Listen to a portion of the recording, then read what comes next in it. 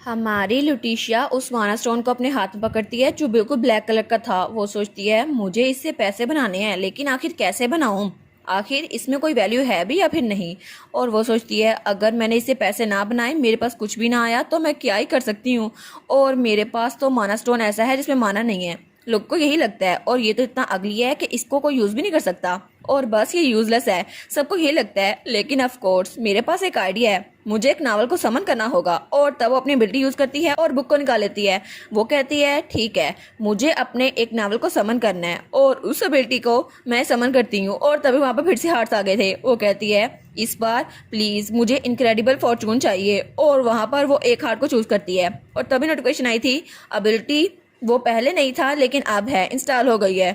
तो वो कहती है सच में, और वहां पे फीमेल लीड की एबिलिटी आ गई थी। वो कहती है ये वाली प्राइस इसकी तो अच्छी है, और इससे मुझे इसकी वैल्यू पता चल सकती है। और तभी नोटिफिकेशन आई थी इस एबिलिटी के इफेक्ट की वजह से आप किसी भी टारगेट के मनी के पाथ को देख सकते हैं, और इसको आप 3 बार यूज कर सकती हैं। तो वो कहती है बस इससे मेरा काम बन जाए, और तभी वो माना स्टोन को अपने टारगेट चूज कर लेती है। वो कहती है मुझे बताओ सही होने क्या वाला है, और तभी वहां पे मैजिक यूज होता है, और उसको माना स्टोन के अंदर माना नजर आता है। तो वो कहती है वाह ये तो सच में बहुत ज़्यादा ताकतवर है, और उसके आगे हर तरफ माना स्टोन थे। वो सोचती है इसका मतलब है कि ये सारे बहुत ज़्यादा फायदेमंद होने वाले हैं, और इसका मतलब है ये मेरे लिए पाथ ऑफ मनी होने वाला है ना। बस मुझे यही तो चाहिए था। और ये माना स्टोन, इसमें माना नहीं है, ऐसा हो नहीं सकता, कोई भी ऐसी चीज़ नहीं है जिसमें माना ना हो। और बस इसका माना डीएक्टिवेट हो गया, वो यहाँ पर है इसके अंदर। मुझे वजह नहीं पता, लेकिन शायद इसकी वजह डिस्ट्रक्शन हो सकती है, और शायद इसको सिर्फ हमारी ही फैमिली ही कंट्रोल कर सकती है। और शायद मुझे इसलिए पता है क्योंकि ये मेरे जेनेटिक्स में है ना, ऑफ कोर्स। और तभी वो जाने लगती है। वो कहती है चलो चलो सारी दुनिया को बताती हूँ और अपने बिजनेस को प्रमोट करती हूँ। लेकिन तभी उसको उसकी एक एंजल रोक लेती है। वो कहती है ये तो बहुत ज़्यादा स्टूपिड है ना, तुम्हें ये नहीं करना चाहिए। और वो उसकी डार्क साइड थी। वो कहती है तुम तो सबसे डिफरेंट हो ना, तुम्हें सारे पैसे खुद कमाने होंगे, इसलिए तुम दूसरों को ना बताना, तुम इसी से खुद अमीर हो जाना। तो वो कहती है अच्छा ठीक है, तो फिर मैं ऐसा ही करूँगी, इसको मैं अपने लिए रखूंगी, ये सारी की सारी इन्फॉर्मेशन मेरे लिए जाएगी, और सबको यही लगना चाहिए कि ये माना स्टोन बेकार है, और मैं सारी माइंस खरीद लूंगी, और जो बची हुई माइंस हैं उसको लेकर सबको लगेगा मैं ट्रैश के माउंटेन पे बैठ रही हूँ, लेकिन असल में भी तो मनी का माउंटेन होगा। और तब वो थोड़ी देर बाद अपने ऑफिस में बैठी हुई थी, और वो कहती है तो अंकल डियर आप ये सारी की सारी माइंस खरीदिएगा, और सबसे लोएस्ट पॉसिबल प्राइस में।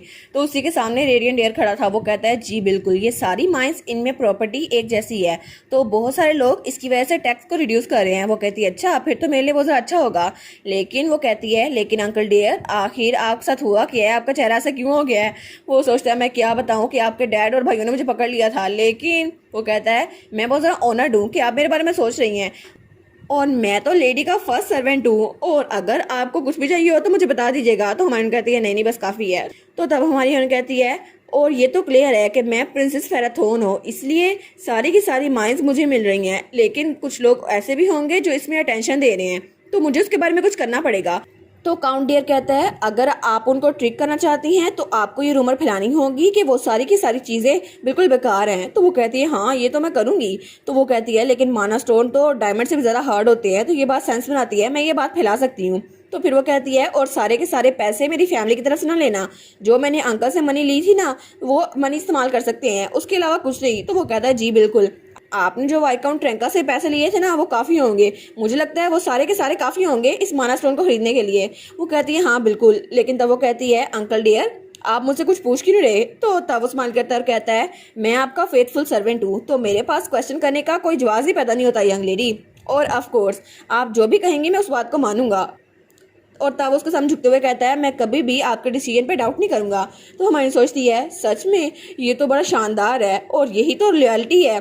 लेकिन तभी वो कहता है अगर मुझे आपके बाल कंघी करने पड़ी ना तो मैं आपके बालों का बड़ा अच्छा हेयर स्टाइल बनाऊंगा यंग लेडी, फिर तो आपके बाल बड़े प्यारे लगेंगे। तो वो कहती है गेट आउट। तो वो कहता है लेकिन क्यों? तो वो कहती है बस जाओ भी यहाँ से। और उसके बाद वो अकेली वहाँ बैठी थी। वो सोचती है लेकिन अब मैं सोच रही हूँ तो मेरे पास अंकल के पैसों के अलावा और भी पैसे हैं। और तब वो तय खाने में पहुँच गई थी। वो कहती है मेरा सेकंड स्लश फंड उसको मैं एक्सट्रैक्ट कर सकती हूँ। और तब वहाँ पे वही ग्रैंडफादर था जिसको उसने बेनकाब किया था और उसने रिश्वत ली थी वाइकाउंट ट्रेंका से। तो वो कहती है मैं इनसे पैसे ले सकती हूँ ऑफ कोर्स।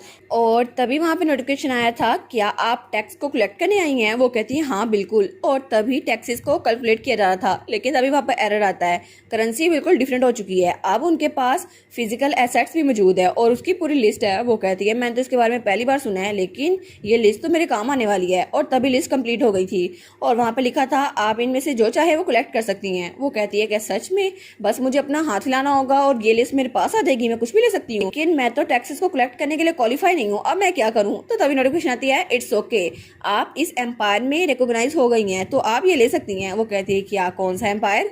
इसका मतलब है कि टायरेंट एम्परर वाले नावल से मुझे ये एबिलिटी मिली है और वो तो बड़ा खतरनाक था, तो क्या मुझे भी खतरा होने वाला है? लेकिन अगर ये टैक्स कलेक्शन नहीं है तो फिर मैं इसको ले सकती हूँ ना। और तब वो सोचती है लॉर्ड टायरेंट प्लीज मुझे अलाउ करो कि मैं राइटियस थीव को पकड़ूं आज के आज।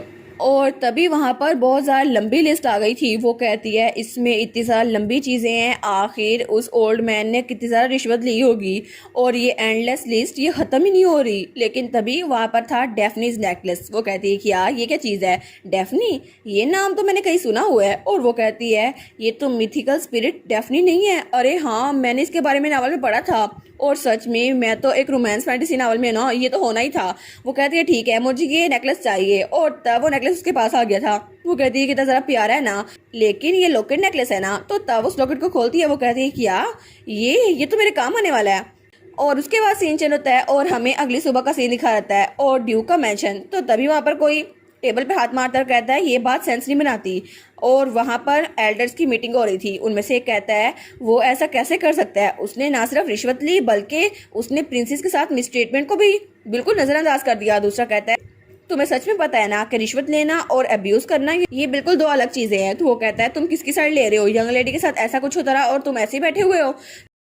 तो तभी वहाँ पर ब्लैक बालों वाला काउंट आता है जो कि पिछली बार पार्टी में भी था। तो उसको देखकर बाकी सारी खामोश हो जाते हैं। तो वो कहता है फिक्र ना करो, बस अपनी कन्वर्सेशन जारी रखो। वो सोचते हैं हम लोग कैसे कर सकते हैं, ये तो बहुत ही ज्यादा शार्प है। और काउंट कैंडर ये तो सबसे ज्यादा पावरफुल है। और तभी वो खिड़की के पास आता है और वो सोचता है हिज मैजेस्टी तो बहुत ज्यादा एक्स्ट्राऑर्डिनरी है। और तभी खिड़की के बाहर जब वो देखते हैं तो वहाँ पे हमारी लुटिशिया थी और वो वहाँ पर ड्राइंग कर रही थी। और तभी वो उसको देखती है, लेकिन वो उसको देखकर नजरअंदाज कर देता है।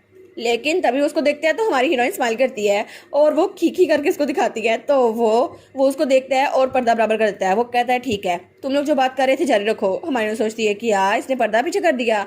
तो तभी वो सारी मीटिंग अटेंड करा था, लेकिन हमारी लुटिशिया वो बाहर ही बैठी हुई थी और उसका वहां से साया नजर आ रहा था। तो वो सोचते हैं शायद मुझे उन्हें ऐसे ट्रीट नहीं करना चाहिए था। तब हमें थोड़ी देर बाद का सीन दिखा देता है जब वहाँ पर वो बाहर आया था और हमारी लुटिशिया वहाँ पे खेल रही थी। वो कहती है फाइनली हम लोग एक दूसरे से मिल ही रहे हैं ग्रैंडफादर। तो वो कहता है क्या? तो वो कहती है मुझे पता था कि आपको ये स्टोरी सुनने को मिलेगी और फिर आप मेरी ड्राइंग देखने को आ जाएंगे, है ना? लेकिन आपने गलत इंसान को पकड़ लिया। वो कहता है मैं तो बस ये कहने आया था, मुझे तुम्हें इग्नोर नहीं करना चाहिए था और वैसे भी मेरी कोई इंटेंशन नहीं है किसी और का पालतू कुत्ता बनने की। तो वो कहती है नहीं नहीं मैं ऐसा कुछ नहीं कह रही।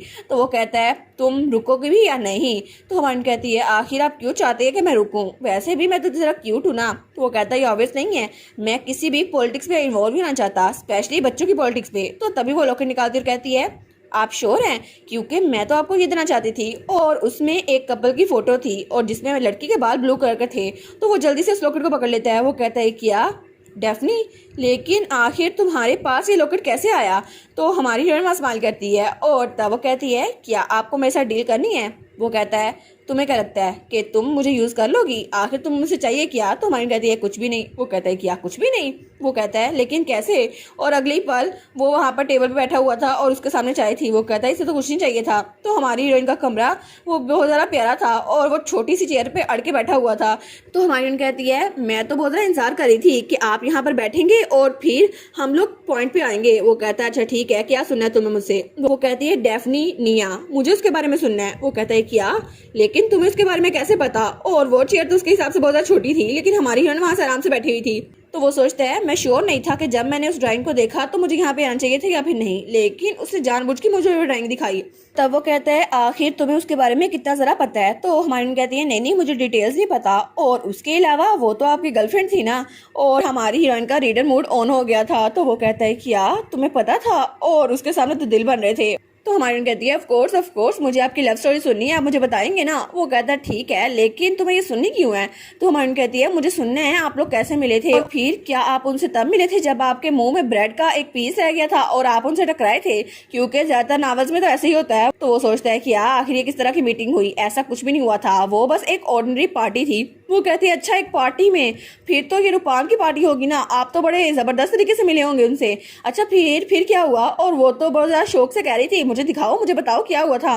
तो वो सोचता है आखिर ये बच्ची ऐसा क्यों पूछ रही है मुझसे, लेकिन क्या मुझे उसे बताना चाहिए? तब उसे याद आता है जब वो लड़की उसके सामने थी, वो कहती है प्लीज क्या आप मुझे उठा सकते हैं? और तब वो ओल्ड मैन वो भी जवान था, और वो सोचता है उन पुराने दिनों की बात जो मैं बिल्कुल भूल गया था, लेकिन मुझे लगता है अब मुझे वो बातें बिल्कुल याद आ रही हैं, बिल्कुल क्रिस्टल क्लियर, क्योंकि मैं तो डेफनी को कभी भूल ही नहीं सकता।